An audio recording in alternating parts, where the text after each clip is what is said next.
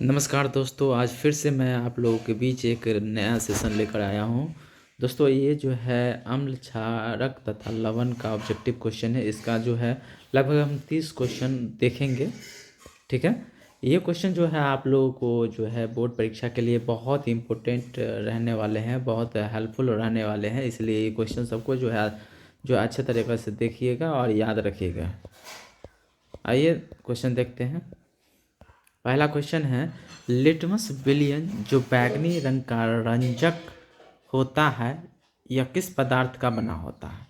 तो हमारा पहला क्वेश्चन क्या है, लिटमस विलियन जो बैंगनी रंग का रंजक होता है यह किस पदार्थ का बना होता है। तो ये ऑप्शन है हमारा, पहला ऑप्शन कवक है, लीचेन है, जिम्नोस्पर्म है, इनमें से कोई नहीं। तो कौन सा होगा इसका? ऑप्शन नंबर बी जो होगा लीचेन का बना होता है। लिटमस विलियन जो बैंगनी रंग का रंजक होता है यह लीचेन पदार्थ का बना होता है। ठीक है, तो इसका ऑप्शन नंबर 1 का ऑप्शन नंबर ए जो होगा करेक्ट होगा। आइए अब दूसरा क्वेश्चन देखते हैं।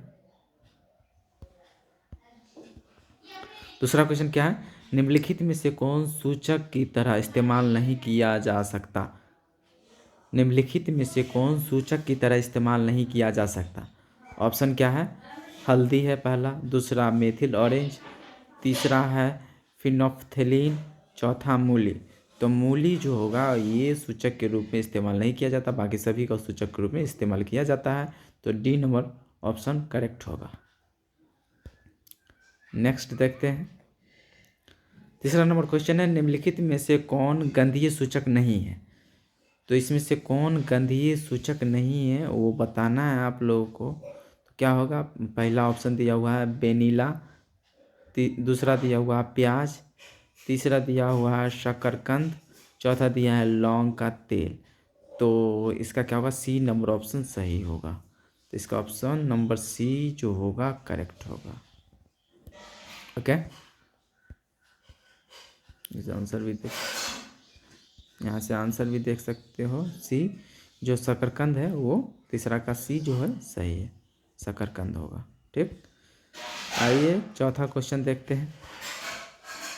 चौथा क्वेश्चन क्या है भाई, निम्नलिखित में कौन द्विक्षारकीय अम्ल है। द्विक्षारकीय अम्ल, तो कौन सा द्विक्षारकीय अम्ल होगा। HCl होगा या H3PO4 होगा या HNO3 होगा या H2SO4 होगा। तो चौथा का हो जाएगा डी नंबर ऑप्शन करेक्ट हो जाएगा। H2SO4 हमारा क्या होगा, सही होगा। ये जो है द्विक्षारकीय अम्ल होता है H2SO4। नेक्स्ट क्वेश्चन देखते हैं। नेक्स्ट क्या है, पोटास अलम होते हैं। पोटास अलम क्या होता है, एक साधारण लवण होता है या एक मिश्रित लवण होता है या एक अम्लीय लवण होता है या एक दिक् लवण होता है। तो ये पोटास अलम जो होता है एक दिक् लवण होता है। तो पचमा का डी ऑप्शन नंबर डी जो होगा करेक्ट होगा। नेक्स्ट क्वेश्चन देखते हैं। नेक्स्ट क्वेश्चन क्या है, छठा नंबर क्वेश्चन है, एसिटिक अम्ल एक दुर्बल अम्ल है क्योंकि एसिटिक अम्ल जो है एक दुर्बल अम्ल होता है। क्यों? क्योंकि इसके जलीय विलयन अम्लीय होते हैं, दूसरा ये ज़्यादा आयनित होते हैं, ये कम आयनित होते हैं। तो ऑप्शन नंबर सी जो होगा क्या होगा, करेक्ट होगा। तो ऑप्शन सी हमारा यहाँ पर क्या होगा, करेक्ट होगा। तो सी नंबर ही करेक्ट होगा। ओके, नेक्स्ट क्वेश्चन है, निम्नलिखित में सबसे प्रबल लवण कौन है। तो इसमें सबसे प्रबल लवण कौन है जो बताना है आप लोगों को। तो क्या होगा, NaCl होगा या CaCl2 होगा या BaSO4 होगा या LiCl होगा। तो ऑप्शन नंबर ए जो होगा ये हमारा होगा NaCl जो प्रबल लवण होता है। और NaCl नमक का सूत्र होता है, ये भी याद रखिएगा। नमक का जो अनुसूत्र पूछा जाए तो क्या बताइएगा, NaCl होता है। नेक्स्ट क्वेश्चन 8वां नंबर है, निम्नलिखित में कौन एक से अधिक अम्लीय लवण बनाएगा। निम्नलिखित में से कौन एक से अधिक अम्लीय लवण बनाएगा। CH3 H3COOH या H3PO4 या CH3CH2COOH या ZNO, इसमें से ऑप्शन कौन सही होगा हमारा? 8वां का जो है ऑप्शन नंबर बी जो होगा करेक्ट होगा। H3PO4 ये जो होगा अधिक अम्लीय लवण बनाएगा, तो H3PO4 होगा। आइए नेक्स्ट क्वेश्चन देखते हैं। 9वां नंबर क्वेश्चन है, 1 बिलियन किसी नीले लिटमस को लाल रंग में परिणत कर देता है तो संभव है बिलियन का पीएच मान होगा कितना होना चाहिए? बिलियन का पीएच मान। 9वां का जो है ऑप्शन नंबर सी होगा। बिलियन का मान जो होना चाहिए कितना होना चाहिए? 6 होना चाहिए। सॉरी, डी होगा। बिलियन का मान जो होना चाहिए क्या होना चाहिए? 6 होना चाहिए। तब ये क्या कर देगा? किसी भी लिटमस को लाल रंग में परिणत कर देता है। ओके, नेक्स्ट क्वेश्चन है 10वां नंबर। जल के अम्लीय एवं क्षारकीय विलयन किसके कारण विद्युत के सुचालक होते हैं? जल के अम्लीय एवं क्षारकीय विलयन किसके कारण विद्युत के सुचालक होते हैं? H+, OH-, H+ एवं OH- दोनों, इनमें से कोई नहीं।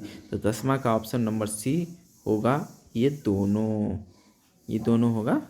H+ और OH- के कारण जो है विद्युत के सुचालक होते हैं। तो option number C is the right answer. Okay, next question देखते हैं 11 नंबर। निम्न में से कौन से धातु ठंडे जल से अभिक्रिया कर धातु ऑक्साइड बनाएगा? कौन सा धातु है जो ठंडा जल से अभिक्रिया कर धातु ऑक्साइड बनाएगा? तो 11 का जो हमारा आंसर होगा ए होगा, सोडियम एवं पोटेशियम। तो अब नेक्स्ट क्वेश्चन डिस्कस करते हैं। आइए, अगला क्वेश्चन क्या है? अगला क्वेश्चन है, निम्नलिखित में किस विलयन का उपयोग दीवारों को सफ़ेदी करने के लिए किया जाता है? तो किस विलयन का प्रयोग जो है दीवारों को सफ़ेदी करने के लिए किया जाता है? तो 12 का जो ऑप्शन नंबर क्या होगा? बी हमारा करेक्ट आंसर होगा। दीवारों को सफ़ेदी करने के लिए ये CaOH2 OH का होल ट्वाइस, ये जो है चूना का सूत्र है, चूना का प्रयोग करते हैं ना, तो चूना का सूत्र क्या आता है? CaOH2 का होल ट्वाइस, ये हमारा चूना का सूत्र होता है, ये भी याद रखना है। तो चूना का प्रयोग करते हैं दीवारों को सफ़ेदी करने के लिए, तो ऑप्शन हमारा बी करेक्ट होगा। 13 नंबर क्वेश्चन है, निम्नलिखित में कौन सा बुझा हुआ चूना है? तो बुझा हुआ चूना कौन है? इसका जो होगा बी नंबर राइट आंसर होगा। ये चूना का सूत्र है या सिर्फ बुझा हुआ चूना, तो इसका ए होगा। सॉरी, इसका जो है ए होगा। 13 का क्या होगा? ए नंबर जो होगा करेक्ट आंसर होगा। यहाँ देख सकते हैं ए ही है। तो निम्नलिखित में कौन सा बुझा हुआ चूना है? तो सी कैल्शियम ऑक्साइड जो है बुझा हुआ चूना है। 14 नंबर क्वेश्चन है, लवण NO2CO3 का जलीय विलयन का पीएच मान कितना होना चाहिए? कितना होना चाहिए? 7 या 7 से अधिक या 7 से कम, इनमें से कोई नहीं। तो 7 होना चाहिए, 7, क्योंकि ये उदासीन होता है, तो उदासीन का जो पीएच मान होगा वो क्या होगा? 7 होता है।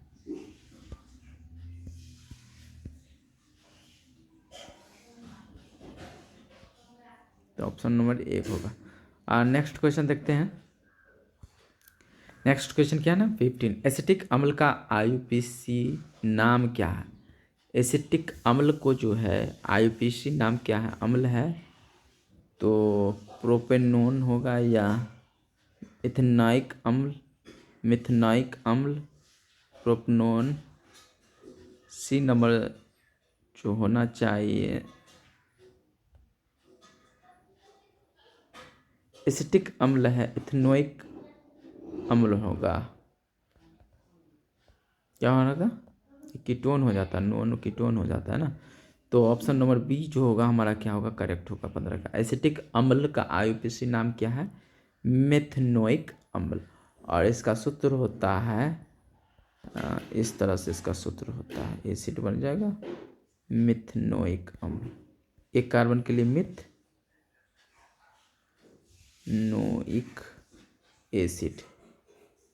तो ये इसका सूत्र होगा मिथनोइक एसिड यानी मिथनोइक अम्ल का सूत्र ये होगा HC डबल बॉन्ड O, एक ठो बॉन्ड इधर OH, ये सूत्र होगा मिथनोइक अम्ल का। आइए नेक्स्ट क्वेश्चन देखते हैं। निम्नलिखित में कौन सा आयन लाल लिटमस को नीला कर सकता है? तो कौन सा आयन जो होगा लाल लिटमस को नीला कर देगा? तो OH जो होगा, OH जो होगा वो क्या होगा, वो लाल लिटमस को नीला कर देगा OH। ठीक है, तो 16 का जो होगा ऑप्शन नंबर बी होगा। 17 का देखते हैं। कोई विलयन नीले लिटमस पत्र को लाल कर देता है, इसका पीएच संभवतः होगा कितना होना चाहिए? पीएच मान इसका, जो कोई लाल लिटमस नीले लिटमस को लाल कर देता है उसका पीएच मान कितना होना चाहिए? तो इसका पीएच मान जो होना चाहिए 5 होना चाहिए। 5 होगा पीएच मान, तो वो नीले लिटमस को लाल कर देगा। तो ऑप्शन नंबर ए। ठीक है, नेक्स्ट क्वेश्चन है ऑक्सैलिक अम्ल का प्राकृतिक स्रोत निम्नलिखित में कौन सा है? ऑक्सैलिक अम्ल का प्राकृतिक स्रोत निम्नलिखित में से कौन है? तो इसका ऑप्शन नंबर है बी ऑप्शन जो होगा टमाटर, वो क्या कर देगा, उसका क्या है प्राकृतिक स्रोत? ऑक्सैलिक अम्ल का प्राकृतिक स्रोत क्या है? टमाटर। संतरा का सिट्रिक है, सिरका का एसिटिक है, इमली का टार्टरिक है, तो टमाटर का ऑक्सैलिक है। तो यार टमाटर जो होगा हमारा करेक्ट आंसर होगा 18 का। 19 का देखते हैं। प्लास्टर ऑफ पेरिस का रासायनिक सूत्र बहुत ही फेमस क्वेश्चन है, इसको जो है हमेशा याद रखिए, ये कहीं बोर्ड बिहार बोर्ड में बराबर पूछता रहता है। ये ऑप्शन नंबर बी होगा CaSO4 हाफ H2O, ये सूत्र होता है, याद रखना है प्लास्टर ऑफ पेरिस का। 20 नंबर क्वेश्चन है लिटमस विलयन जब न तो अम्लीय होता और न ही क्षारीय, तब यह किस रंग का होता है? तो तब यह किस रंग का होता है? लाल रंग, नीला रंग, बैगनी, काला। 20 नंबर क्वेश्चन का जो है आंसर हमारा सी होगा, बैगनी होगा। क्या होगा? बैगनी होगा। आइए नेक्स्ट क्वेश्चन देखते हैं।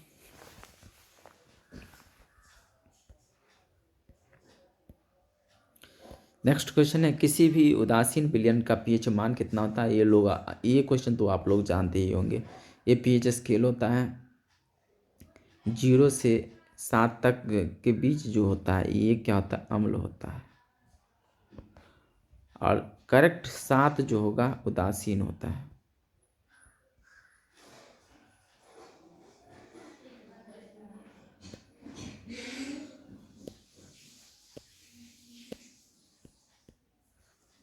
उदासीन। और 7 से 14 तक जो होगा ये जो होगा क्षार होगा। क्षार होता है। क्या होता है? क्षार।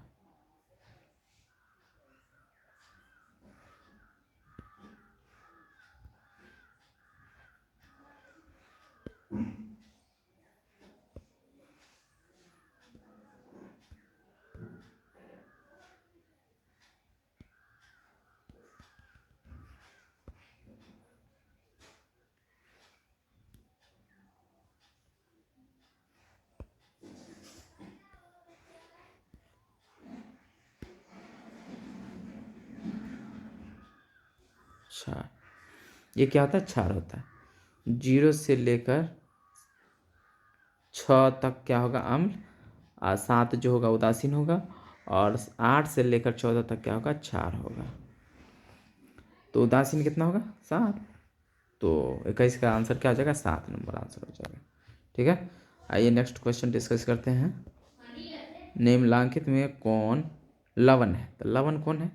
लवण हमको एक ही दिख रहा है, ये अम्ल है, ये भस्म है, ये हमारा लवण है, तो लवण है K2SO4 हमारा राइट आंसर होगा। क्या होगा? K2SO4 हमारा राइट आंसर होगा, सी नंबर। 23 नंबर क्वेश्चन, किसी लाल तप्त आयरन पर जलवाष्प प्रवाहित करने पर कौन सा यौगिक प्राप्त होता है? तो 23 का सी नंबर Fe3O4 प्राप्त होता है। क्या होता है? Fe3O4 प्राप्त होता है। किसी लाल तप्त आयरन पर जलवाष्प प्रवाहित करने पर Fe3O4 प्राप्त होता है। तो ऑप्शन नंबर हमारा क्या होगा? सी। हमारे शरीर में pH कितने परास के बीच कार्य करता है? हमारे शरीर में pH कितने परास के बीच कार्य करता है? तो ऑप्शन बी 7 से 7.8 के बीच कार्य करता है। तो ऑप्शन नंबर बी जो होगा हमारा क्या होगा? ऑप्शन नंबर बी जो होगा हमारा क्या होगा? करेक्ट होगा। ठीक, आइए नेक्स्ट क्वेश्चन देखते हैं। बेकिंग पाउडर का सूत्र क्या होता है? बहुत ही फेमस क्वेश्चन है। बेकिंग पाउडर एक तो ये जो सूत्र है धोने वाला सोडा, और ये खाने वाला सोडा यानी बेकिंग पाउडर, इसको बेकिंग पाउडर भी बोला जाता है। क्या बोला जाता है? Baking powder.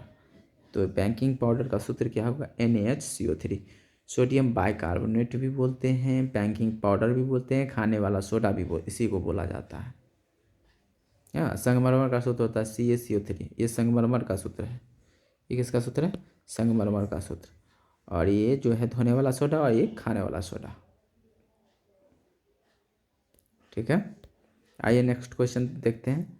नेक्स्ट क्वेश्चन क्या है? निम्नलिखित में कौन विजातीय यौगिक है? तो विजातीय यौगिक कौन होगा? सो बताना है आप लोगों को। चूना पत्थर, खड़िया, संगमरमर, प्लास्टर ऑफ पेरिस। चूना पत्थर तो होगा नहीं, ये भी नहीं होगा, तो प्लास्टर ऑफ पेरिस जो होगा हमारा 26 का आंसर सही होगा। प्लास्टर ऑफ पेरिस सही होगा। तो 26 का क्या होगा? डी। ये विजातीय यौगिक है, याद रखिएगा।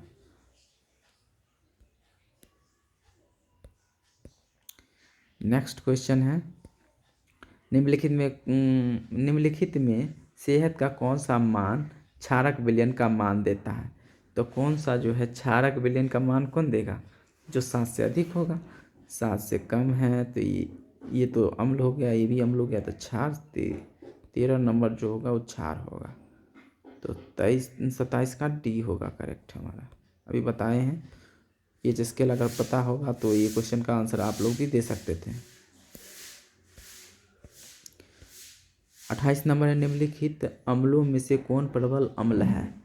इसमें से कौन प्रबल अम्ल है वो आप लोगों को बताना है। तो सल्फ्यूरिक अम्ल जो है ये प्रबल अम्ल है। सल्फ्यूरिक अम्ल क्या है? H2SO4। सल्फ्यूरिक अम्ल क्या है? प्रबल अम्ल है, याद रखिएगा। ये सब जो है दुर्बल अम्ल है। लैक्टिक अम्ल, एस्कॉर्बिक अम्ल, फॉर्मिक अम्ल, ये सब दुर्बल अम्ल है। बाकी यही है वो प्रबल अम्ल है, सल्फ्यूरिक अम्ल। 29 नंबर क्वेश्चन है, निम्नलिखित में कौन क्षारक नहीं है? निम्नलिखित में कौन क्षारक नहीं है? तो क्षार कौन नहीं है सो बताना है आपको। KOHO, ये भी क्षार है, ये भी क्षार है, ये भी क्षार है। तो बी नंबर ऑप्शन क्या है हमारा? ये क्षार नहीं, ये लवण है। तो हमारा बी नंबर ऑप्शन क्या होगा? सही होगा।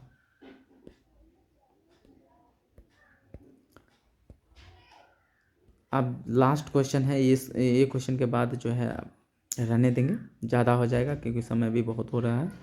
तो निम्नलिखित क्षारकों में कौन प्रबल क्षारक है? इसमें से प्रबल क्षारक कौन है सो आप लोगों को पता करना है। तो कौन होगा? बी, NOH, सोडियम हाइड्रोक्साइड जो है ये प्रबल क्षारक है। तो ये आज का सेशन आप लोगों का ख़त्म हुआ। उम्मीद करता हूँ कि आप लोगों को ये वीडियो अच्छा लगा हो।